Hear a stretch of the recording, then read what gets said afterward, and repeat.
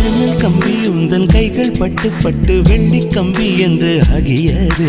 கம்பஞ்சக்கை உந்தன் கண்கள் தொட்டு தொட்டு தங்கச்சிற்பம் என்று மாறியது. ஜன்னல் கம்பி உந்தன் கைகள் பட்டு பட்டு வெள்ளி கம்பி என்று ஆகியது. கம்பஞ்சக்கை உந்தன் கண்கள் தொட்டு தொட்டு தங்கச்சிற்பம் என்று மாறியது. பூக்கும் புன்னகையாலே என் தோள்கள் ரெக்கைகளாக